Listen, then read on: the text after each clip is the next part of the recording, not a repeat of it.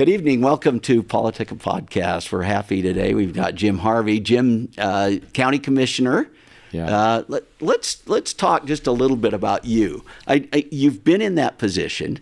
You've done a great job, and so let's just talk about you. Who is Jim Harvey? I mean, where'd you grow up? Where are you from? I grew up actually in the Washington Terrace, Riverdale area.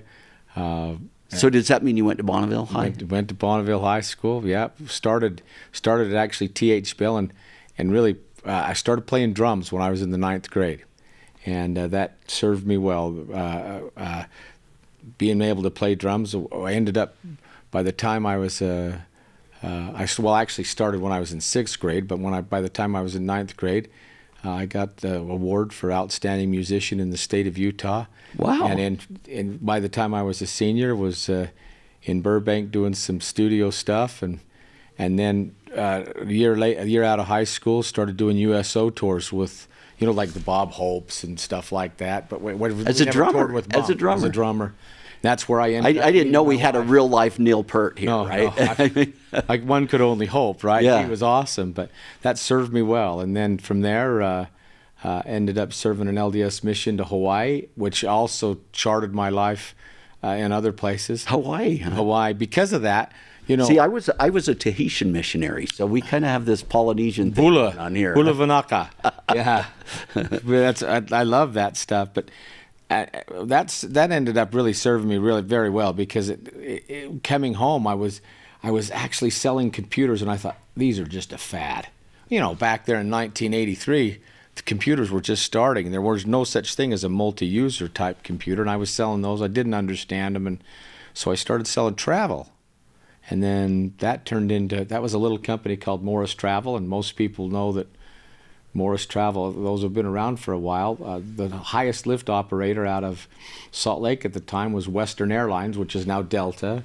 And then Morris Travel, we were the second highest lift operator, and that's now Southwest Airlines out of Salt Lake. And so that ended up working out really well. And it was from there that a commissioner had walked into the Morris Travel office and was selling them on. So you were selling for them, right? So I was actually the branch manager of the Morris Travel in Ogden, Utah, on Bamberger Square. Very cool. After they merged the company, the Morris merged with all the other small travel agencies. I was the office manager in the late 80s, and that ended up working really well.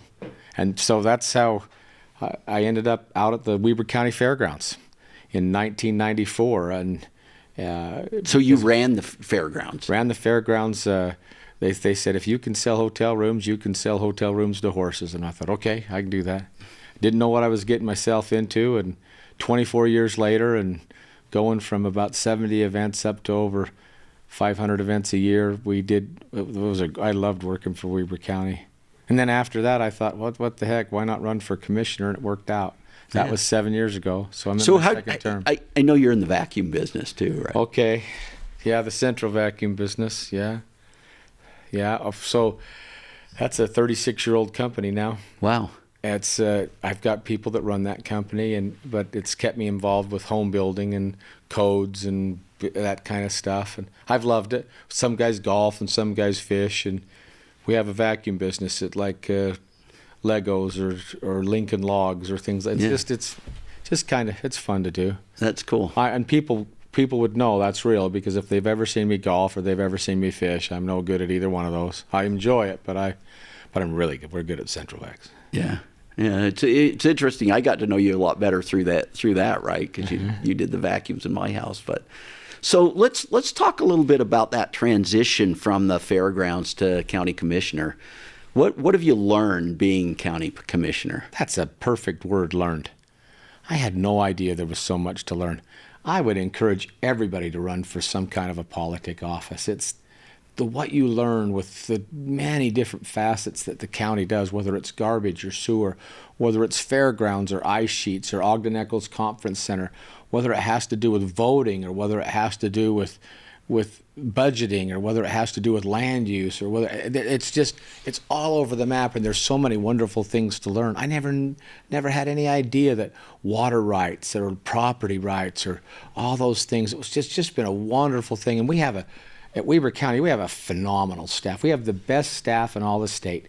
The county leads out on so many different things, and they're just, well, according to Fitch and Standard & Poor's and Moody's, we're now in the top 2% of all counties across the United States, just because of our financial security.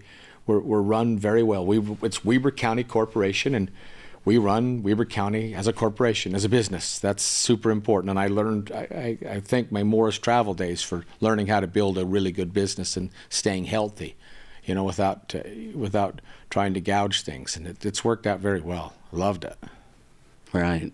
Well, so what, if you can look at some projects you've been involved with since you've been in the commission, what are some of them that really stand out in your mind? And maybe you could talk just a little bit about I know you guys kind of divide up, you divide and conquer, right? So you divide up some of the tasks in the county. Sure. And why don't you talk about some of those that you've been involved in? Well, because of my background, my portfolio has been in the culture, parks, and recreation. So all the recreational facilities that are tied around Weber County, which, like we mentioned, the fairgrounds is one, but also the Ogden Eccles Conference Center, the shooting complex, which is out on Rule and White Boulevard, Fort Buenaventura, the Ice Sheet, Perry's Egyptian Theater, North Fork Park, Weber Memorial Park, all the recreation sites up the canyon. Those are all things that are in my portfolio. One of the things that's just a number of different things, and it's not that Jim Harvey did, but it's what our team did. I'm a firm believer in everybody. Look, everybody goes to work, but everybody likes to be trusted. Everybody likes to be heard, and so I've really tried to trust and learn from the people that are there in Weber County. And for instance, we built Ogden Musical Theater, which is one of the premier musical groups or musical theater groups now across the state. And my wife and I just went to Uintah. How was it? Oh, fabulous. It was fabulous, and that was built from nothing. So that's been built in the last 7-8 years. We've done. Mark Daniels was the director there. Isn't he phenomenal? He was at Weber High School. See? It's amazing. Mari Tarbox. And we also did, here another little deal was we built an archery center. Archery is a great thing.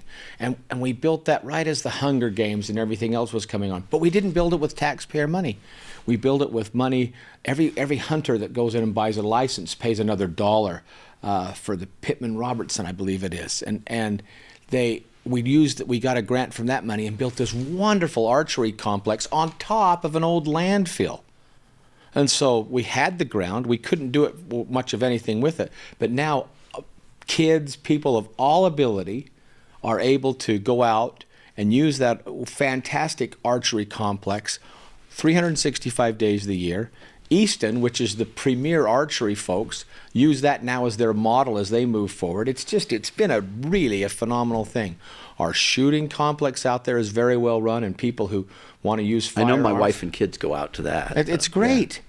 You know, another thing I'm really proud of is during COVID, you know, the Second Amendment sanctuary thing came out. It was because of some great friends of mine says, Harv, we need to do this. So we started that, and then I got that to the sheriff, and he kind of pushed that rest of the way through, so I'm kind of proud of that. Our tourism's up great. Most people think we have all these facilities and property taxes paying for the shortfall. Most public facilities run at a shortfall. There's no hiding that. I'm not hiding that.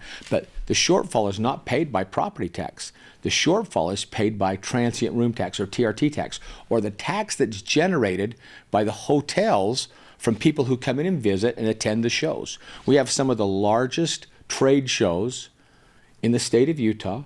We don't talk about them much because they're associated with Hill Air Force Base, and they're fairly top secret. In fact, we just landed another really great show in the last couple of days, and it does really good. Our conference center is right in the middle of a $20 million refurbishment. It needed an uplift after 27 years, and it's really, things are going really, they're humming really, really good. Very good. Hey, we're going to take a break, and we'll come right back. Perfect, thanks. Okay.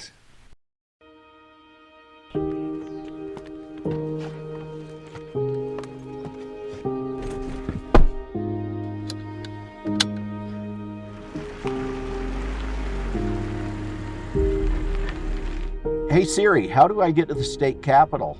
John, The fastest way to get to the capital is to make a lot of empty promises, to get help from special interest groups and endorsements from politicians. You will also need to buy a better suit. That's not going to work for me, Siri. You need to find another way. John, listen to me. If you're going to win your race, you will need to play the political game. You also need to use more hairspray and buy a golden retriever. Also, a new phone case would be nice. That's enough of this. John, are you there? Did you just leave me on the road? Fine. Keep your principles, John. My name's John Johnson. I'm not running to be part of a system, and I don't owe anyone special favors. I'm running to listen to and work for you. I'm running to get results.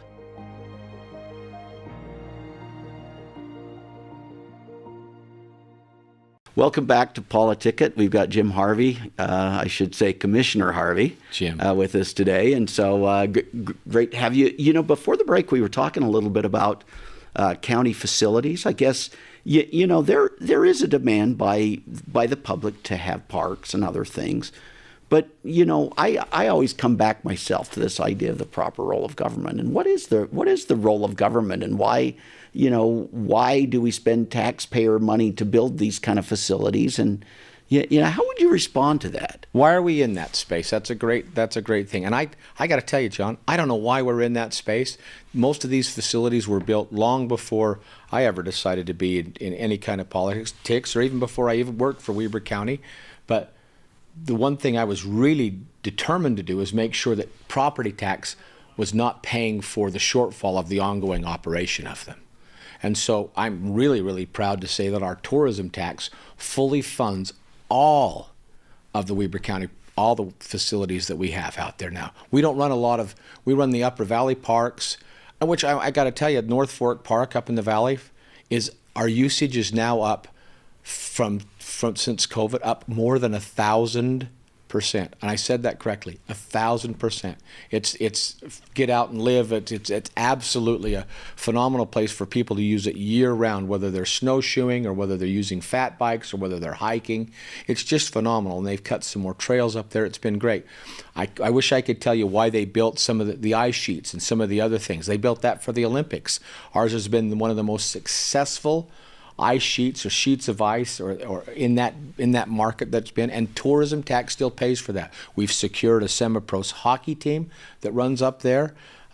Public skate goes from about 4:30, 5 o'clock in the morning until 2 o'clock in the morning the next day. It's literally full almost 24 hours a day, so 20 hours a day, 7 days a week.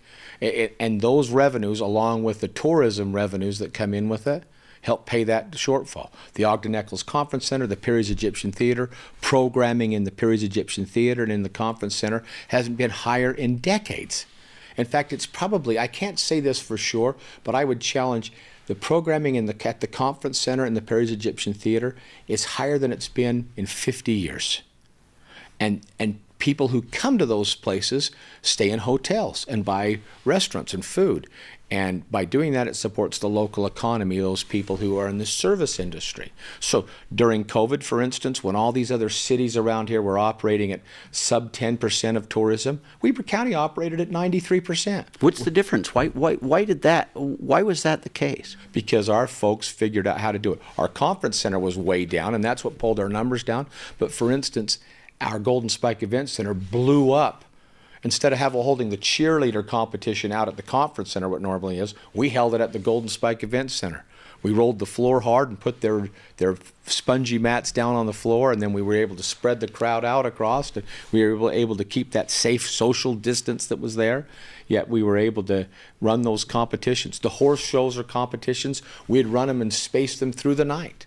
Instead of having it all happen in 3 hours, we'd run it over 15 hours and through the night. It worked out super good.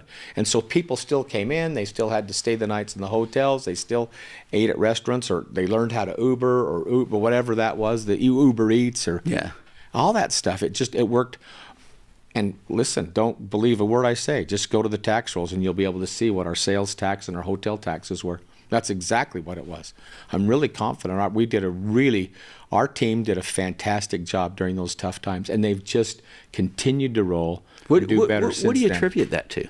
Great people. Absolutely great people. If you hire wonderful people and allow them to make mistakes. You have them just do whatever you need them to do. To learn and to grow. You're going to get great product out of them. I've tried to always surround myself with people who can one day, I hope, take my place. And it's just, we have wonderful people. It's not. We lead them and try to help them make good decisions, and they've done a wonderful job. Absolutely the people.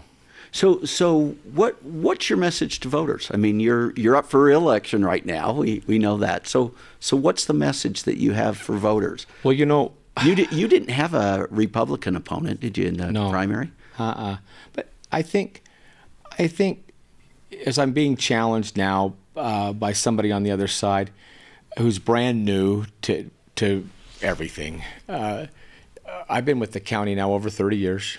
I've sat through 30 budget sessions.